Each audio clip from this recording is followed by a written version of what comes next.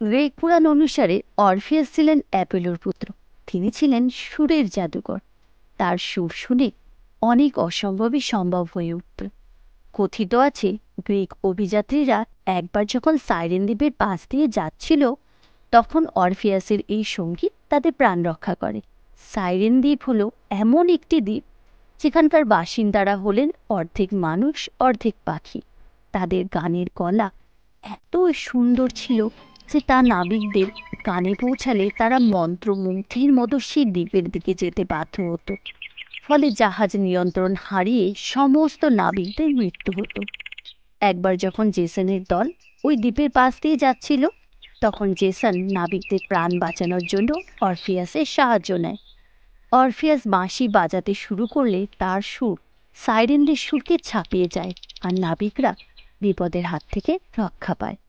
গ্রীসে ফেরত আসার পর অরফিয়াসের সাক্ষাৎ হয় ইউরিডিস নামে এক সুন্দরী রমণীর সাথে।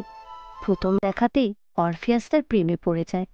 ইউরিডিসও তাকে ভালোবেসে ফেলে এবং তাদের বিবাহ হয়। বিয়ের দিন যখন ইউরিডিস তার সখীদের নিয়ে বাগানে হাঁটছিল, তখন তার ওপর নজর পড়ে অ্যারিস্টিও নামে এক শিকারীর। তার হাত থেকে পালাতে গিয়ে বিষাক্ত সাপের দংশনে ইউরিডিসের মৃত্যু হয়। ইউরিডিসের মৃত্যুতে অরফিয়াস ভেঙে পড়ে। সে পাতালপুরী থেকে তার স্ত্রীকে ফেরত আনার সংকল্প করে। স্ত্রীর মৃতদেহ কাঁধে নিয়ে গান গাইতে গাইতে সে মৃত্যুপুরীর দিকে রওনা হয়। তার করুণ সুর ও বীণার আওয়াজে সমস্ত প্রকৃতিও যেন কাঁদতে শুরু করে।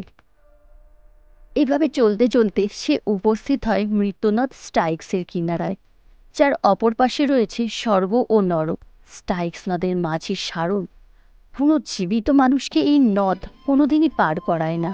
কিন্তু সারণ অরফিয়াসের করুণ কাহিনী ও সুর শুনে ব্যথিত হয়ে পড়ে এবং তাকে নদী পার করিয়ে দেয়। এরপর সে পৌঁছায় মৃত্যুপুরীতে। সেখানে পৌঁছে বাধা পায় দারোয়ানের কাছে, কিন্তু তার করুণ সুর শুনে দারোয়ানও তার পথ ছেড়ে দেয়। অরফিয়াস গান গাইতে গাইতে এগিয়ে চলে। তার গান শুনে সমস্ত মৃত্যুপুরীও যেন কাঁদতে শুরু করে। অবশেষে সে এসে পৌঁছায় মৃত্যুপুরীর রাজা রানীর কাছে।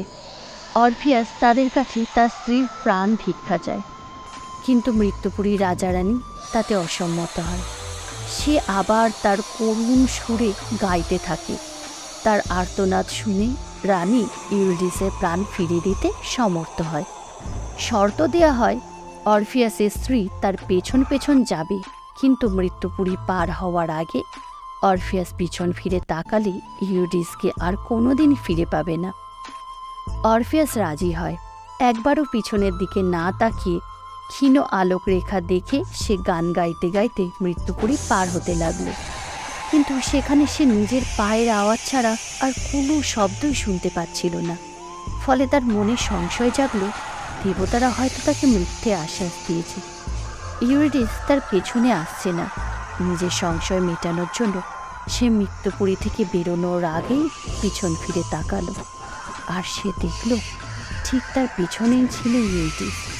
কিন্তু সে পেছন ফিরে তাকিয়ে শর্ত ভঙ্গ করেছে, তাই ইউরিডিসের ছায়ামূর্তি অন্ধকারে মিলিয়ে গেল। এত কাছে পেয়েও নিজের একটা ভুলের জন্য তাকে একাকী পৃথিবীতে ফিরে আসতে হলো।